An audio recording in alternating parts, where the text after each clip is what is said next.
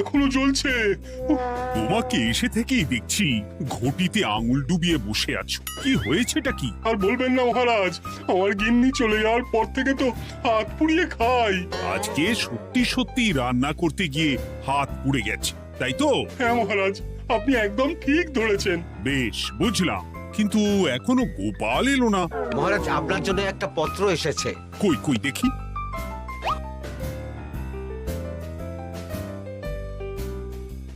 ঠিক আছে, তুমি এখন এসো। কিসের পত্র মহারাজ? দাঁড়াও, আগে গোপাল আসুক, তারপর বলছি। এই তো চলে এসেছি মহারাজ। দেখুন, আজকেও দেরি। আপনি কিছু গোপালকে বলেন না বলে লাই পেয়ে পেয়ে গোপাল আপনার মাথার উপরে উঠে গেছে। আমার নাম কি চুল নাকি যে মাথার উপরে উঠবো? আপনিও পারেন বটে। আমার নিজেরটাকেই চুল নেই। বাদ দাও, শোনো, আমি একটা নিমন্ত্রণ পত্র পেয়েছি। পাহাড়পুর রাজ্যের জমিদার বল্লভ নারায়ণ আমাকে নিমন্ত্রণ করেছেন। এ তো বেশ সুসংবাদ মহারাজ। পাহাড়পুর অপূর্ব সুন্দর রাজ্য, আপনি ঘুরে আসুন মহারাজ। না না না না না, আমি একা যাব না, তোমাকেও যে যেতে হবে। আজ বিকেলেই বেরোবো, তুমি জামা কাপড় গুছিয়ে রেখো। এ আমার পরম সৌভাগ্য মহারাজ। এ কি মহারাজ, গোপাল কেন যাবে? আমি কি দোষ করেছি? আমাকেও নিয়ে চলুন। না না না, তুমি রাজ্যের মন্ত্রী, আমি বেশ কিছুদিন থাকবো না, তাই রাজ্যটা তোমাকেই সামলাতে হবে। আচ্ছা আচ্ছা, আপনি তো রানীমাকেও নিয়ে যেতে পারতেন। আমি কোথায় কাকে নিয়ে যাব সেটা আমার একান্তই ব্যক্তিগত ব্যাপার। তুমি বেশি বোঝাতে এসো না মন্ত্রী। বেশ।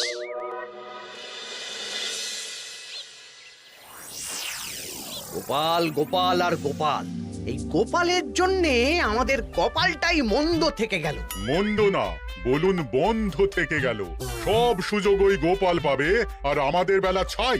আজকেও গোপাল রাজসভায় দেরি করে এলো, তবুও বেটাকে মহারাজ কিছু বললেন না। বলবে কি?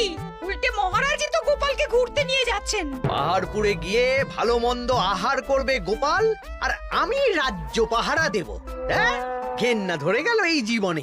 গোপাল যতদিন আছে ততদিন কিন্তু আমরা ওই ফুলে ফেপে উঠতে পারবো না। গোপালের যেন 7 খুন মাপ। আমরা তো বানের জলে ভেসে এসেছি। আপনি তো গোপালকে তাড়ানোর অনেক চেষ্টা করেছেন, কিন্তু কিছুতেই কিছু হয়নি। হবে কি করে? গোপালের একে ওই ক্ষুরোধার বুদ্ধি, তারপর মহারাজের উপর অগাধ বিশ্বাস, দুটো মিলেমিশে এক হয়ে গেছে। মাঝে মাঝে তো মনে হয় বেটাকে মেরেই ফেলি। আমার দু চক্ষের বিষ।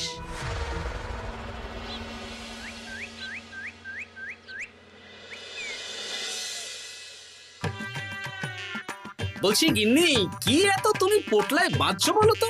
এত দূরের রাস্তা, তাই শুকনো খাবার ভালো করে বেঁধে দিচ্ছি। হ্যাঁ, তা কি কি দিয়েছো শুনি? ভিজে চিড়ে দিয়েছি, মুড়ি, নারকোল কুচো, চিনি দিয়েছি। হ্যাঁ, ব্যাস, আর কিচ্ছু দিতে হবে না। আমার সাথে তো মহারাজও যাচ্ছেন। আমি একটু বেশি করে দিয়েছি গো। দূর, সে কথা বলিনি। মহারাজ যাচ্ছেন তো, তাই মহারাজও নিশ্চয়ই রাজবাড়ি থেকে ভালো মন্দ খাবার নিয়ে আসবেন। যে যার নিজের তালে থাকে। কি আর করবো গিন্নি, উদরকে আদর করে যা সুখ তার অন্য কিছুতে নেই। বেশ বেশ, সাবধানে যেও। হ্যাঁ, তুমিও সাবধানে থেকো কিন্তু। আর নাতনি নাতনিগুলো এলে তাদের জানিয়ে দিও যে দাদু বেশ কিছুদিন থাকবে না। ঠিক আছে গো, ঠিক আছে। সাবধানে যাবেন মহারাজ।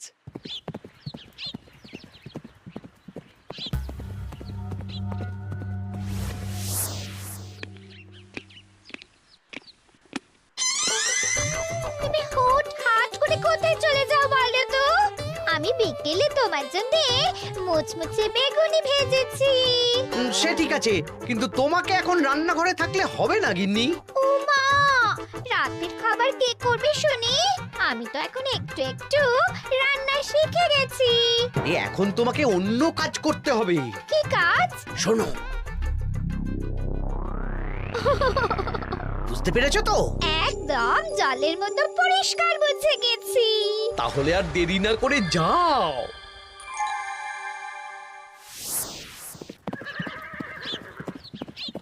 মহারাজ একটা কথা বলতে পারি? বলো গোপাল। আমরা পাহাড়পুর জমিদার বাড়িতে যাচ্ছি কেন? তুমি তো জানো আমাদের সেনাপতি এখন একা একাই নিজের সংসার সামলায়। হ্যাঁ, ওই ঘটনার পর থেকে তো সেনাপতির জন্য ভালো পাত্রীও পাওয়া যায়নি। পাহাড়পুরের জমিদার বল্লভ নারায়ণের একমাত্র কন্যা এখন বিবাহযোগ্যা, তাই আমি আর তুমি দেখতে যাচ্ছি। সেনাপতিকেও সাথে নিয়ে গেলে হতো। না, আগে আমরা যাব, মেয়েটা কেমন সেটা বিচার বিবেচনা করে ফিরে আসবো। তারপর যদি সেনাপতি রাজি হয় তখন আমরা বাকি ব্যবস্থার দিকে এগোবো, তাই তো?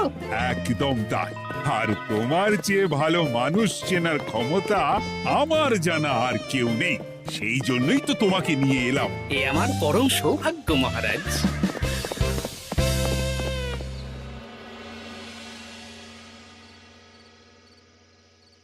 প্রণাম রানীমা। আরে মন্ত্রী গিন্নি যে, বলো বলো। এই কিছু বেগুনি ভেজেছি, তাই আপনার জন্য নিয়ে এলাম রানীমা। সরলা, তুমি ওটা রান্নাঘরে নিয়ে যাও। আচ্ছা রানীমা। মা, এই গয়নাটা পরে কি সুন্দর লাগছে আপনাকে। নতুন নিলেন? না না, বছরখানেক আগে বিবাহ বার্ষিকীতে মহারাজ গড়িয়ে দিয়েছিলেন। একটা কথা বলবো রানীমা? বলো না, কি বলবে? আমার মনে হয় আপনাকে আমাদের মহারাজ না আর আগের মতন ভালোবাসেন না। এ কি কথা বলছো তুমি? খোলা চোখে যা মনে হয় তাই বলেছে রানীমা। এই দেখুন না, মহারাজ হঠাৎ পাহাড়পুরে ঘুরতে চলে গেলেন আর আপনাকে নিয়ে গেলেন না। নিশ্চয়ই কোনো কাজ আছে, তাই আমাকে নিয়ে যাননি। ওই তো, এত ছাড় দিয়েছেন বলেই তো পার পেয়ে বসেছে। অপরাধ নেবেন না রানীমা। মহারাজ সব ব্যাপারে শুধু গোপাল আর গোপাল, কিন্তু বাড়িতে যে আপনিও আছেন সেটা মহারাজ খেয়ালই করেন না। আসলে গোপালকে মহারাজ খুবই স্নেহ করেন তো। আপনি আগে না গোপাল আগে? পাহাড়পুর তো এত সুন্দর জায়গা, চারিদিকে পাহাড়, পাহাড় থেকে নেমে আসছে নদী। ভাবুন আপনাকে মহারাজ নিয়ে যেতেন যদি। সত্যি তো, আমাকে তো মহারাজ নিয়ে গেলেন না। নিয়ে যাবেই বা কেন? আপনাকে তো আর মহারাজ আগের মতো ভালোই বাসেন না। সব ধ্যান জ্ঞান এখন শুধু গোপাল। হ্যাঁ সত্যি তো, আমি তো এটা ভেবেও দেখিনি কখনো। গোপালই আপনার কপাল পুড়িয়েছে। আসছে রানীমা।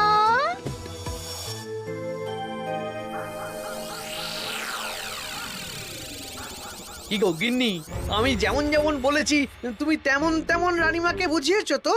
হ্যাঁ হ্যাঁ, আমি একেবারে এমন ভাবে কানে পুষ্পমন্ত ঢেলেছি, রানীমার কান মাথা সব সব ভরে গেছে। এবার শুধু মাঝে মাঝে ইন্ধন জুগিয়ে যেতে হবে, বুঝলে? তারপরে তোমার পথের কাঁটা ফাঁকা হয়ে যাবে। আর একবার গোপাল সরে গেলেই আর কোনো চিন্তা নেই। দু হাত ভরে রোজগার করবে গো।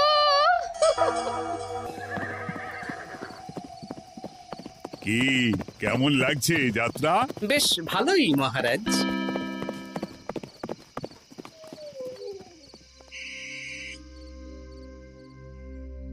রানীমা, খাবার কি আমি এই ঘরে নিয়ে আসবো? না, আজ আমি কিচ্ছু খাবো না, কিচ্ছু না, খিদে নেই, যাও। এ কি রানীমা, আপনি তো সেই দুপুরের পর কিছুই খাননি। তোমাকে একবার কিছু বললে তুমি বুঝতে পারো না? বলেছি তো আমার খিদে নেই, আমাকে বিরক্ত করো না, যাও।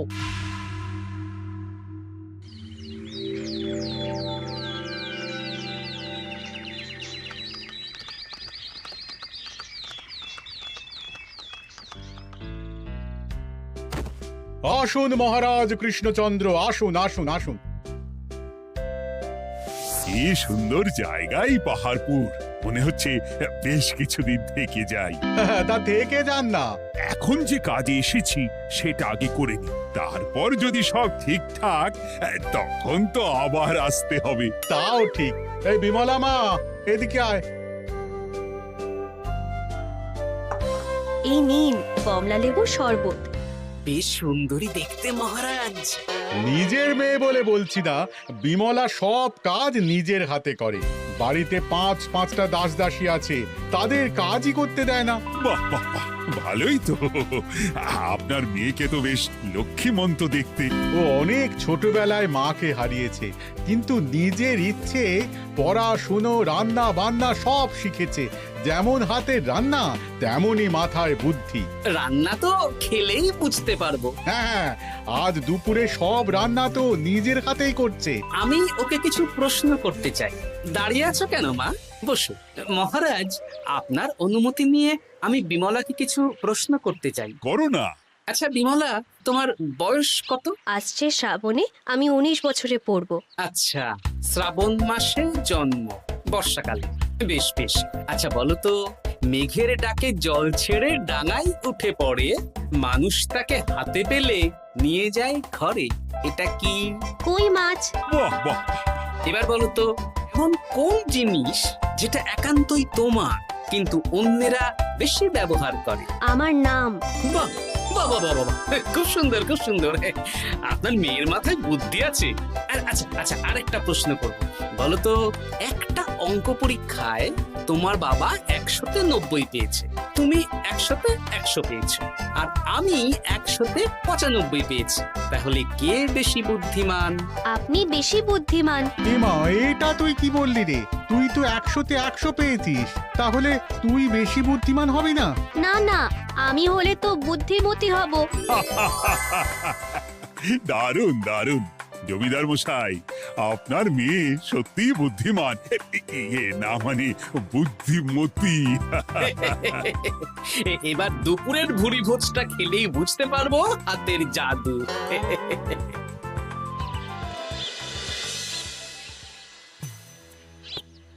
রানীমা, বেলা হয়ে গেছে, এভাবে না খেয়ে থাকবেন না, আপনার শরীর খারাপ করবে। তোমাদের মহারাজ আসুক, তারপরে খাবো। যতদূর জানি মহারাজ আগামীকাল সকালে ফিরবেন। বেশ, আমাকে একটু শরবত করে এনে দাও, আর কিছু খাবো না। আচ্ছা রানীমা। বুঝলি, আজ পুকুর ঘাটে গিয়ে যা শুনলাম না। কি শুনলে? রানীমা গতকাল বিকেল থেকে কিচ্ছু খাচ্ছেন না, মহারাজের ওপর রাগ করে। এখন রানীমার রাগ, এরপর ভাগ গোপাল ভাগ।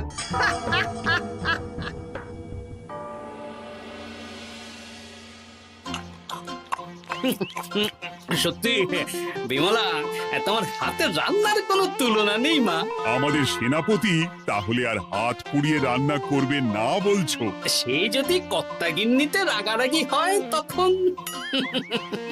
মা আমার লজ্জা পেয়েছে। তা আপনাদের কোনো আপত্তি নেই তো? কি যে বলেন, আপনার রাজ্যের সেনাপতি বলে কথা। বলছি, বিমলাকে তো আমাদের সেনাপতি দেখলো না, তাহলে? বিমলার একটা তৈলচিত্র আছে, আমি আপনাকে বরং সেটা দেব, আপনি ওনাকে গিয়ে দেখাবেন। সেই ভালো হবে, আমাদের খুব পছন্দ হয়েছে। তাহলে সেনাপতি রাজি হলে আমরা বিবাহের তারিখ চিঠিতে জানিয়ে দেব। আচ্ছা মহারাজ।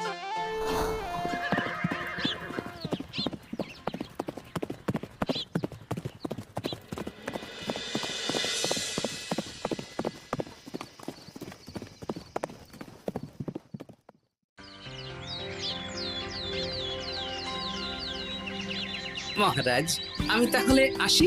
যাওয়ার পথে আমি সেনাপতির সাথে কথা বলে নেব। হ্যাঁ হ্যাঁ গোপাল, এসো। বেশ ভালোই কাটলো পাহাড়পুরে। হ্যাঁ মহারাজ, অনেক ধকল গেছে, যান গিয়ে বিশ্রাম নিন।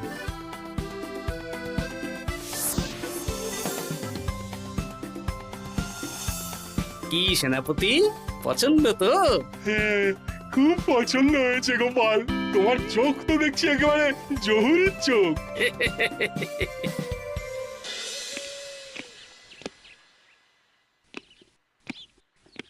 চিরটা কাল আপনি ওই গোপাল গোপাল করে কাটিয়ে দিন।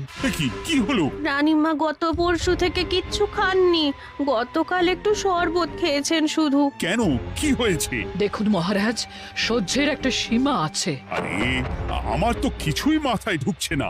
মাথায় শুধু গোপাল থাকলে আমার কথা ঢুকবে কি করে মহারাজ?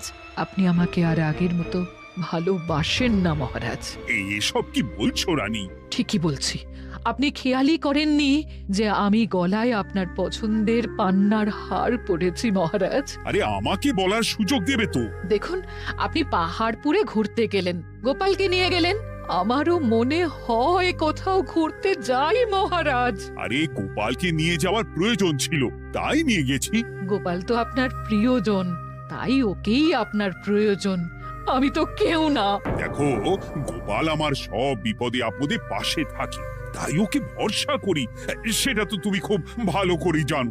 আজকের পরে হয় গোপাল থাকবে, না হলে আমি থাকবো। না না না, এ হতে পারে না। গোপালকে আমি সরাতে পারবো না, আর কাউকে সরানোর জন্য কোনো কারণ তো চাই। আর কারণ যদি আমি দিয়ে দিই? কি কারণ? আপনি গোপালকে বলবেন আমার সাথে আপনার ঝগড়া হয়েছে। বেশ, তাতে কি?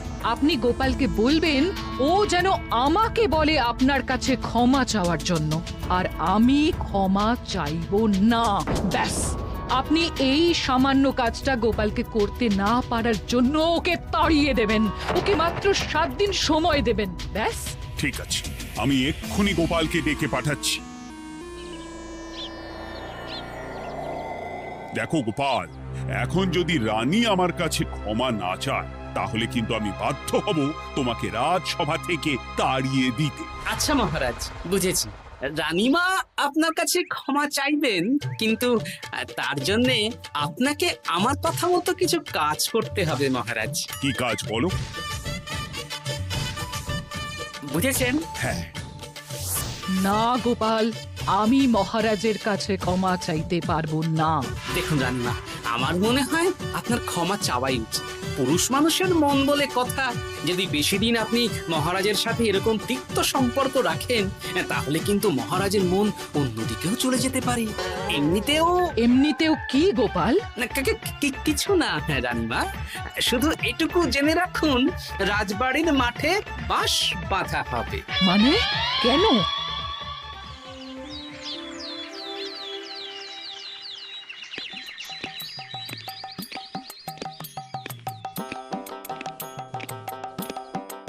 আসতে পারি মহারাজ? হ্যাঁ, এসো এসো। বলছি, আমি তাহলে জমিদার বাড়িতে বিবাহের দিনক্ষণ ওই চিঠি লিখে জানিয়ে দিচ্ছি। হ্যাঁ, জানিয়ে দাও গোপাল। আর কি কি কেনাকাটা করতে হবে সেটার একটা তালিকা বানিয়ে ফেলো। আচ্ছা মহারাজ, মেয়ের শাড়ি আপনি নিজে পছন্দ করে কিনবেন তো? হ্যাঁ, ওই শাড়িওয়ালাকে আজকে দুপুরেই আসতে বলো। আচ্ছা মহারাজ। বিয়ের শাড়ি, কেনাকাটা, এসব কি মহারাজ? সেসব বলা যাবে না রানী, সময় হলে জানতেই পারবে। তবে বিমলাকে অপরূপ সুন্দরী দেখতে, এটুকু বলতে পারি। দেখুন তো মহারাজ, ওই টোপরটা ঠিক আছে কিনা? একদম ঠিক আছে, খুব সুন্দর। শাড়িওয়ালা এক্ষুনি আসছে। আসছি মহারাজ। এসো এসো। কার জন্য শাড়ি লাগবে মহারাজ? রানীমার জন্য? না না, বিমলার জন্যে। বিমলাকে? এক অপরূপা তরুণী, বুদ্ধিমতীও আছে, ধীর স্থির, ঝগড়া করে না। বেশ, অনেক হয়েছে মহারাজ। দোহাই আপনার, আপনি দ্বিতীয় বিয়ে করবেন না। আমি ক্ষমা চাইছি। কি বলছো রানী? আমি বুঝতে পেরেছি, আমি আপনাকে গোপালের নামে 2-4 কথা শুনিয়েছি বলে আপনি বিয়ে করতে চলেছেন। আমি আর রাগারাগি করব না, আমাকে ক্ষমা করুন। ব্যাস, রানীমা ক্ষমা চেয়ে নিয়েছেন, মানে আমার চাকরিটা থাকছে। হ্যাঁ গোপাল, হ্যাঁ, দোহাই তোমার, মহারাজকে বিপথে চালিত করো না। আরে দূর, আমি বিয়ে করছি নাকি? বিয়ে তো হবে সেনাপতির। ওর জন্যই তো পাত্রী দেখতে পাহাড়পুরে গেছিলাম, গোপাল আর আমি। তার মানে মন্ত্রীর বউ আমাকে ভুল বোঝালো? আবার মন্ত্রীর কোনো ষড়যন্ত্র হবে, ওকে না নিয়ে গিয়ে গোপালকে নিয়ে গেলাম বলে। সেনাপতির বিয়ের আগেই আপনি মন্ত্রী মশাইকে ধোলাইটা দিয়ে দিন। ঠিক বলেছ রানী, তুমি বরং শাড়ি পছন্দ করো, আর আমি চললাম মন্ত্রীকে ধোলাই দিতে।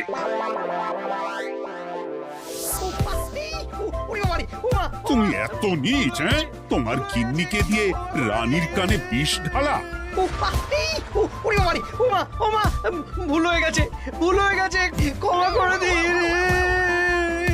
এখন মন্ত্রীমশাই ভ্যাঁ করছেন, কদিন পরে সেনাপতির বিয়েতে প্যাঁ হবে ছাদনা তলায়।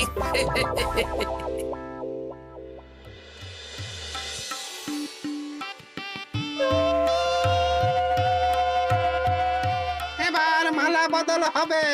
এবার বুঝবে মালার কি জ্বালা। কি বললে? হ্যাঁ?